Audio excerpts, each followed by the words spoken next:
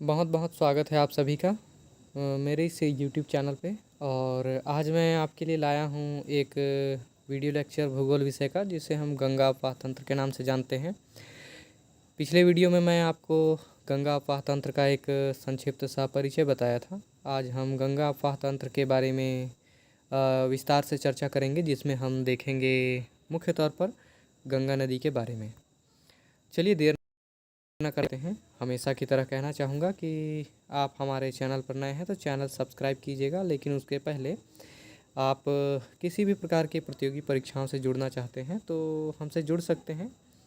Net set, PSC, UPSC, Vyapam इत्यादि परीक्षाओं की तैयारी कर रहे हैं, करने की इच्छा रखते हैं, भविष्य में अपने आप को शासकीय सेवाओं में देखना चाहते हैं, सरकारी नौकरी के क्षेत्र में जाना चाहते हैं, तो हमारी कोचिंग संस्थान ऑफलाइन और ऑनलाइन माध्यम से आपको एक शानदार तैयारी और मार्गदर्शन उपलब्ध कराती है। तो आप हमसे संपर्क कर सकते हैं यहाँ दिए गए नंबर पर। उसके साथ ही कहना चाहूँगा कि वर्तमान जैसा कि समय चल रहा है, लॉकडाउन, कोरोना महामारी, इन सब में उलझे हुए सभी विद्यार्थी हैं। पढ़ाई एक तरह से हम कहें कि नहीं के बराबर हो रही है। यहाँ एक बहुत ही अच्छा माध्यम और प्लेटफॉर्म के तौर पर हम अपने खलखो क्लासेस एजुकेशनल ऐप को लॉन्च किए हैं, और यह गूगल प्ले स्टोर पर आपको मिल जाएगा। इस ऐप का लिंक आपको वीडियो के डिस्क्रिप्शन बॉक्स में दिया गया है। आप एक बार डिस्क्रिप्शन बॉक्स का अवलोकन अनिवार्य तौर पर करें और इस ऐप को एक बार डाउनलोड कर लें। इस ऐप की विशेषता ये है कि इस ऐप में आपको ज़्यादातर अध्ययन सामग्री लगभग निःशुल्क मिलेगी। कुछ पेड कंटेंट भी है, लेकिन उनका जो मूल्य रखा गया है, प्राइस, वो अन्य किसी भी ऐप में रखे गए मूल्य के मुकाबले बहुत ही कम है। तो निश्चित तौर पर मुझे लगता है आपको इसका लाभ होगा। बहरहाल आगे बढ़ते हुए, आप हमारे चैनल पर नए हैं तो हमारे चैनल को सब्सक्राइब अनिवार्य तौर पर कीजिएगा। उसके साथ ही बेल आइकन का बटन प्रेस कर लीजिए, ताकि हमारे लगातार जो वीडियो अपडेट होते रहते हैं, नए वीडियो आते रहते हैं, वो आप तक बहुत आसानी से पहुंच जाए। आपको सर्च करने की आवश्यकता भी नहीं पड़ेगी। उसके साथ ही वीडियो पसंद आता है तो आप अधिक से अधिक शेयर कीजिए, और ख़ास तौर पर यह आपके एजुकेशन शिक्षा से जुड़ा हुआ वीडियो है, तो आप इसे उन सभी विद्यार्थियों तक पहुंचाने का कष्ट करें जिन तक अच्छे वीडियो नहीं पहुंच पाते हैं किसी कारणवश। बहरहाल आगे बढ़ते हुए हम सीधे बात करते हैं गंगा नदी के बारे में। हमने गंगा नदी का एक आरंभिक सा परिचय देखा था, आज हम देखेंगे गंगा नदी के बारे में। गंगा नदी जैसा कि यहाँ आपको दिखाई दे रहा है, सबसे पहले हम इसके बारे में देखें तो गंगा नदी का उद्गम स्रोत, जैसा कि मैंने बताया था, गंगा नदी का उद्गम स्रोत उत्तराखंड का गंगोत्री हिमानी है। और गंगा नदी इस गंगा अपवाह तंत्र का निर्माण करती है, अर्थात गंगा अपवाह तंत्र के निर्माण में सबसे प्रमुख नदी की भूमिका के तौर पर गंगा नदी जानी जाती है। गोमुख नाम का स्थान है जो कि उत्तराखंड में है। इस उत्तराखंड के गोमुख नामक स्थान से गंगा नदी का उद्गम होता है, और गोमुख नाम के स्थान पर ही गंगोत्री हिमानी अवस्थित है। कहा जाता है जब गंगा नदी का उद्गम होता है तो इसे भागीरथी के नाम से जाना जाता है, और आरंभिक नाम इसे आप मान सकते हैं। उसके अतिरिक्त अलकनंदा से देवप्रयाग तक यह भागीरथी के नाम से प्रवाहित होता है। और इसके बाद हम देखते हैं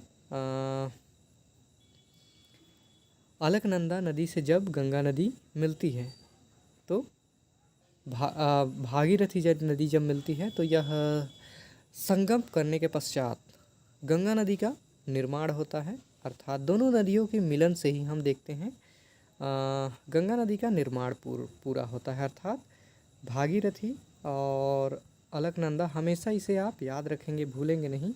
सबसे पहले भागीरथी नदी का उद्गम होगा, उसके बाद अलकनंदा का उद्गम होगा। अलकनंदा का बाद में होता है, लेकिन इन दोनों नदियों का जब मिलन होता है तो यही गंगा नदी के एक मुकम्मल स्वरूप को अस्तित्व में लाते हैं। साथ ही अलकापुरी के सतोपथ हिमानी से अलकनंदा नदी का उद्गम होता है। इसके अलावा आगे बढ़ते हैं। गंगा नदी से जुड़े हुए कुछ ऐसे तथ्य हैं जो सभी प्रतियोगी परीक्षाओं में पूछे जाते रहे हैं। आइए हम एक नज़र इन तथ्यों पर डाल लेते हैं। कहा जाता है गंगा नदी से पठारी भाग से मिलने वाली जो प्रमुख नदियां हैं वो क्रमशः टोंस एवं सोन है। इनके शब्द आपको स्पष्ट नहीं लग रहे होंगे, तो यहाँ मैं लिख के बता दे रहा हूँ। क्रमशः टोंस एवं सोन। टोंस एवं सोन नदी प्रायद्वीपीय भारत में बहने वाली नदियाँ हैं और ये नदियाँ गंगा नदी की सहायक नदी मानी जाती हैं। कुछ और तथ्य हैं। गंगा नदी की सर्वाधिक लंबाई की अगर हम बात करें, गंगा नदी की जो कुल लंबाई है वह 2525 किलोमीटर की लंबाई है, जिसमें हम देखते हैं सर्वाधिक लंबाई राज्यवार अगर हम बात करें तो यह उत्तर प्रदेश में पाई जाती है। इसके अतिरिक्त हम देखें तो पश्चिम बंगाल में गंगा नदी भागीरथी एवं हुगली नाम से दो अलग अलग धाराओं में बंट जाती है। विशेष तौर पर पश्चिम बंगाल का जब भी जिक्र होता है और बांग्लादेश का, तो यहाँ हम देखते हैं गंगा नदी के साथ बहुत सारी नदियों का संगम होता है और आप पाएंगे कि इन नदियों के संगम के पश्चात गंगा नदी के बहुत सारे नाम आपको मिलेंगे, जैसे कि जमुना, पद्मा इत्यादि, और फिर एक सुंदरबन डेल्टा का भी आपको जिक्र मिलेगा।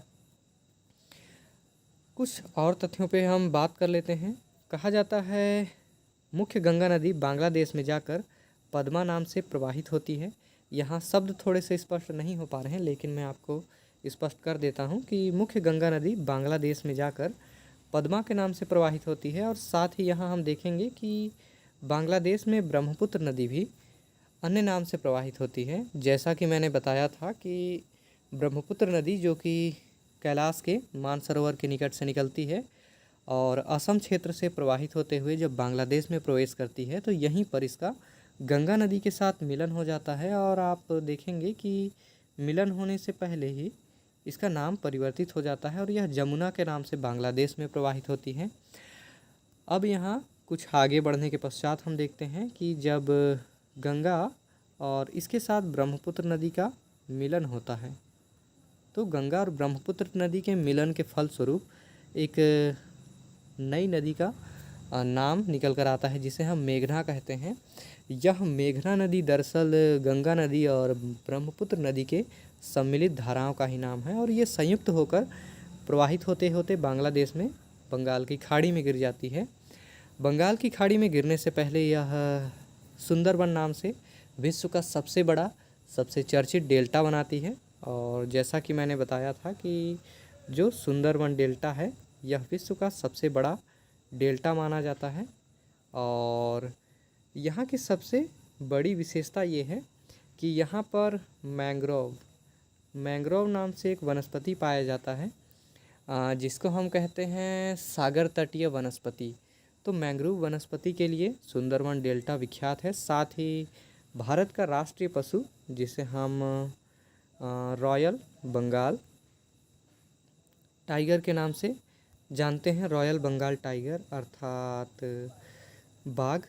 तो बाघ का, पीले बाघों का प्राकृतिक शरण स्थल के तौर पर जाना जाता है इस सुंदरबन डेल्टा को। तो यह एक प्रमुख बातें थी, प्रमुख तथ्य थे, आप याद रखेंगे। जैसा कि यहाँ देखिए सुंदरबन का डेल्टा दिया गया है। ब्रह्मपुत्र नदी और गंगा नदी का जब मिलन होता है तो यह बंगाल की खाड़ी में गिरने से पहले सुंदरबन डेल्टा का निर्माण करती है। कहा जाता है विश्व का यह सबसे बड़ा डेल्टा है और इसका विस्तार हुगली और मेघना नदियों के मध्य है। लगभग 5000 वर्ग किलोमीटर का एक बहुत ही बड़ा विस्तृत क्षेत्रफल है इसका। इसके अतिरिक्त सुंदरी वृक्ष एवं बाघों हेतु चर्चित सुंदरबन का डेल्टा है। उम्मीद है आपको यह वीडियो पसंद आया होगा और बिल्कुल वीडियो पसंद आया है तो वीडियो को लाइक, कमेंट, शेयर करें, सब्सक्राइब करें और बेल आइकन का बटन अनिवार्य तौर पर प्रेस कर लें। आपको वीडियो कैसा लगा, कोई भी कन्फ्यूज़न हो, कोई सवाल हो, कमेंट बॉक्स पे आप आकर कमेंट करें और हमें ऐसे ही लगातार प्रेरित करते रहें। मिलते हैं हम अगले वीडियो में, तब तक अपना ख्याल रखिएगा। आप सभी को बहुत बहुत धन्यवाद।